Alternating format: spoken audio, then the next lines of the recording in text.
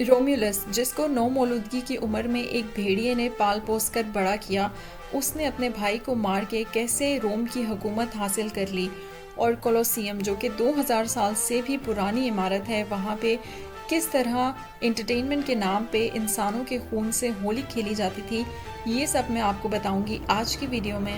Restaurant की vibe बहुत ही अच्छी है।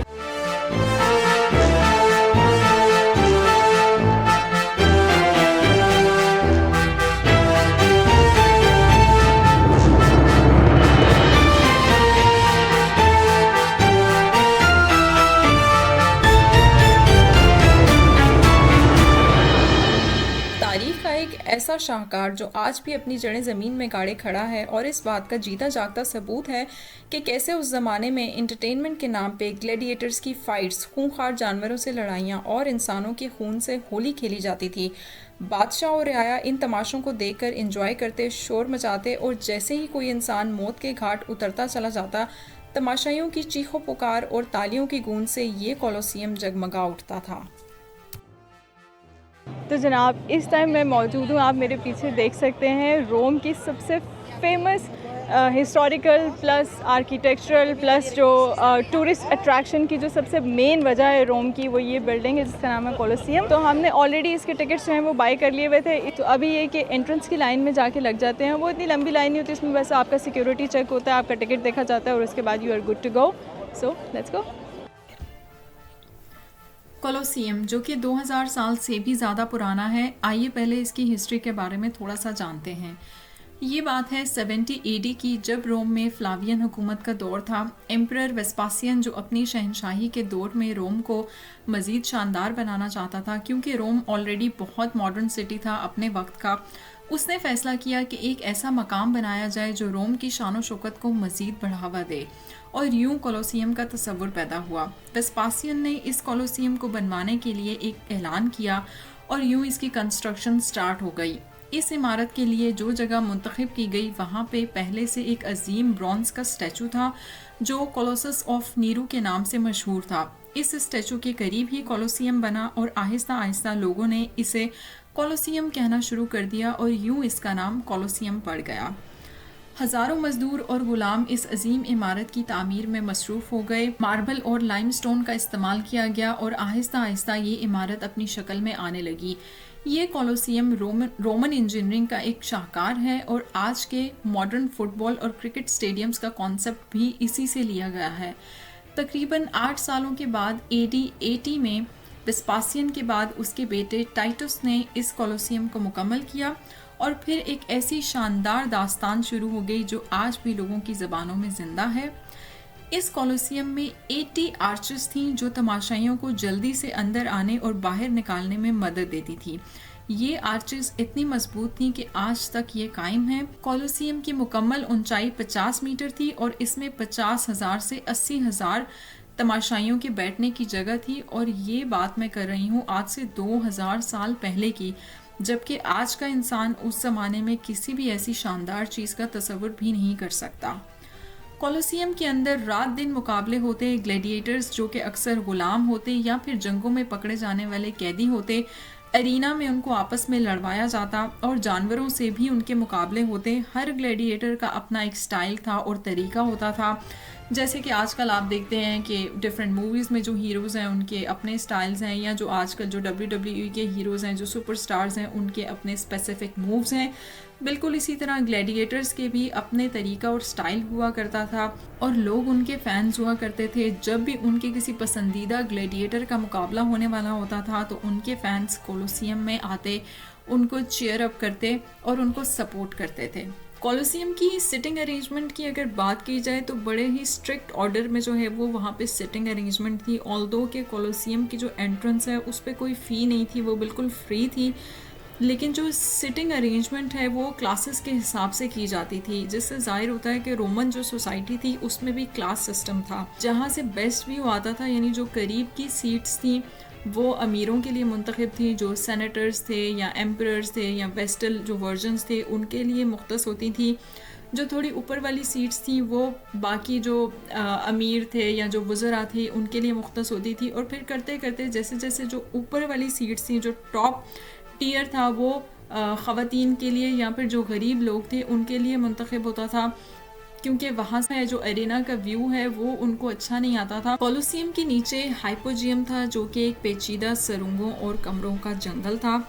यहाँ जानवर और ग्लैडिएटर्स अपनी बारी का इंतज़ार करते थे, क्योंकि अभी जो आपको ये सारा जो एरेना नज़र आ रहा है, ये जो आपको डिफरेंट सुरंगें नज़र आ रही हैं, ये डिफरेंट जो आपको वॉल्स नज़र आ रही हैं, ये जाल था और इसके ऊपर जो है वो सारा लकड़ी का रूफ हुआ करता था, जहाँ पे बेसिकली लड़ाइयाँ हुआ करती थी। इस रूफ के नीचे ये दीवारें थी या जो सुरंगें हैं वो थी, वहाँ पे जानवर होते थे और ग्लैडिएटर्स होते थे जो कि एरेना में अपनी एंट्रेंस का वेट कर रहे होते थे, और फिर वो अचानक से किसी भी ट्रैप डोर से या किसी भी एंट्रेंस से वो बाहर आ जाते थे एकदम से। तो तमाशाई जब ये देखते थे कि किसी अचानक से किसी ट्रैप डोर से कोई जानवर या कोई ग्लैडिएटर बाहर आया है एरेना में, तो वो एकदम से चीखो पुकार करना शुरू कर देते थे, क्योंकि उनके लिए बहुत ही एक अजीबो गरीब एक्सपीरियंस होता था। ये बात भी दिलचस्प है कि कोलोसियम के करीब हर ग्लैडिएटर का नाम और उनकी जीत की कहानियाँ स्टोन टैबलेट्स पर लिखी होती थी। ये स्टोन टैबलेट्स आज भी कोलोसियम के म्यूज़ियम में देखे जा सकते हैं।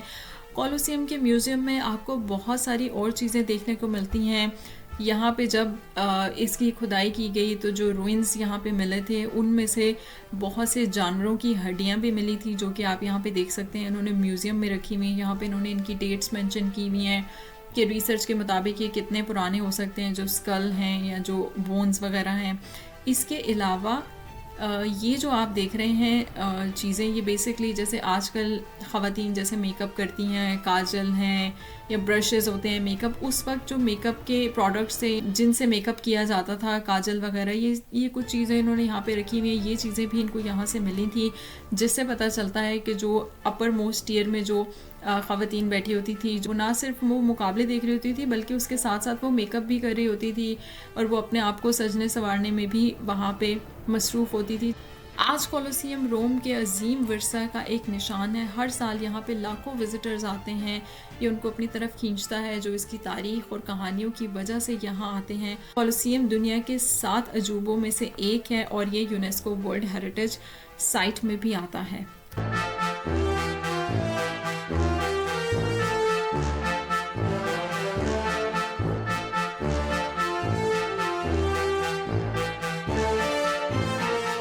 ये था हमारा कोलोसियम का टूर। आई होप आप लोगों को अच्छा लगा होगा और हिस्ट्री ने आप लोगों को भी फैसिनेट किया होगा जैसे कि मुझे किया।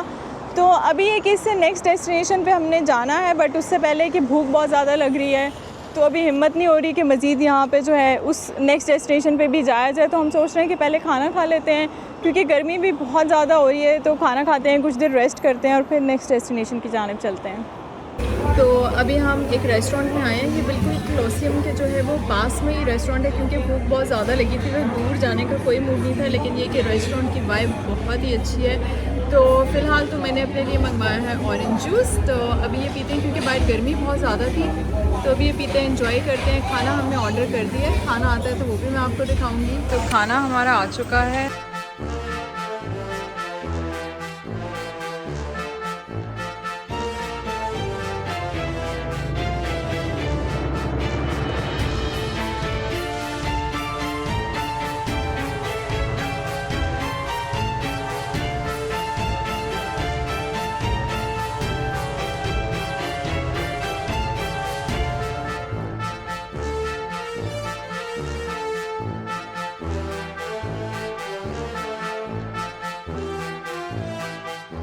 खाना वगैरह हमने खा लिया है और खाना खाने के बाद थोड़ी सी एनर्जी लेवल जो है वो थोड़ा डाउन हुआ हुआ है, क्योंकि सुबह से हम लोग निकले हुए हैं। बट हम लोग ये चाह रहे हैं, क्योंकि आज हमारा यहाँ पे सेकंड लास्ट डे है, कल ये कि हमने इंशाल्लाह वापस आना है। तो हम चाह रहे हैं कि जितनी जगह ज़्यादा से ज़्यादा हो सके उसको एक्सप्लोर कर लें। तो अभी मेरे पीछे जो आप बिल्डिंग देख रहे हैं, आर्क देख रहे हैं, इसकी काफ़ी हिस्टोरिकल सिग्निफिकेंस है। और ये जिस एरिया में लोकेटेड है उस एरिया को कहते हैं रोमन फॉरम।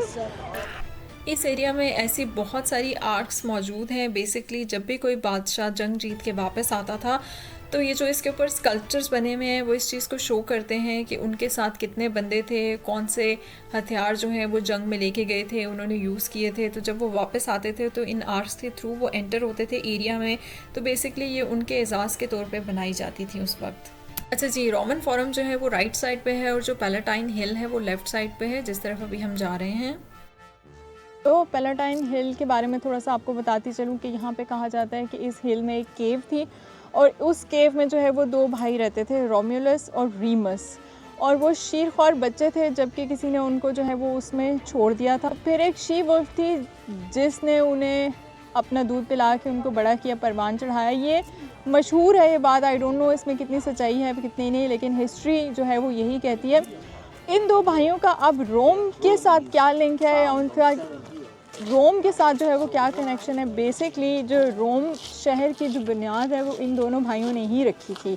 इसी वजह से जो है वो इन भाइयों के नाम भी रोम से मिलते जुलते हैं, रीमस और रोमुलस। बट जब ये दोनों बड़े हुए थे तो रोमुलस ने जो है वो अपने दूसरे भाई को मार दिया था और ख़ुद जो है वो एम्परर बन गया था, तो उसके नाम पे जो है वो इस सिटी का नाम रखा गया था। तो ये बड़ी एक इंटरेस्टिंग हिस्ट्री थी, तो मैंने सोचा कि आपके साथ शेयर करती हूँ। पैलेटाइन हिल रोम के 7 हिल्स में से एक है और ये वही मकाम है जहाँ रोम की बुनियाद रखी गई थी। कहते हैं कि ये वही जगह है जहाँ रोम्यूलस ने 753 बीसी में रोम के शहर बसाया था। पैलेटाइन हिल का नाम लैटिन लव्स पैलेटियम से लिया गया है, जो कि बाद में पैलेस बन गया। ये हिल उस वक्त भी शानदार थी जब यहाँ कदीम सेटलर्स ने अपने घरों की बुनियाद रखी थी। लगभग कोई 2000 साल पहले पैलेटाइन हिल रोम के एम्परर की रेजिडेंस बन गई।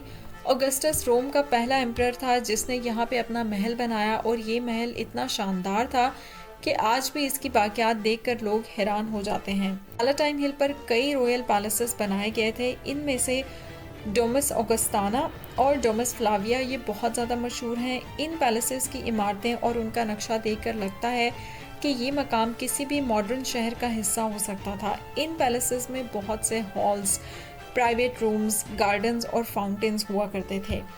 एम्परर ऑगस्टस के बाद कई और एम्परर्स ने यहाँ पे अपने महल बनाए, जैसे कि टाइबेरियस और डोमिटियन। ये पैलेसेस ना सिर्फ रहने की जगह थे बल्कि हुकूमत के फैसले, महफिलें और बहुत से कल्चरल इवेंट्स जो हैं उनका मरकज़ हुआ करते थे। पैलेटाइन हिल सिर्फ ग्राउंड लेवल पर ही नहीं थी बल्कि इसके नीचे भी कई पेचीदा सुरंगें और कमरे थे। ये सुरंगें प्राइवेट पैसेजेस और स्टोरेज के लिए इस्तेमाल हुआ करती थी। इन टनल्स में चलना ऐसा ही है वाकई जैसे कि आप वक्त में बहुत पीछे चले गए हों। पैलेटाइन हिल के गार्डन्स भी इंतहाई शानदार थे। इन गार्डन्स में फाउंटेन्स, स्कल्पचर्स और लश ग्रीनरी हुआ करती थी। ये गार्डन्स रोमन एम्परर्स और एलीट के लेजर के लिए हुआ करते थे। ये मकाम सिर्फ पॉलिटिकल नहीं था बल्कि कल्चरल और सोशल एक्टिविटीज़ का भी मरकज़ हुआ करता था।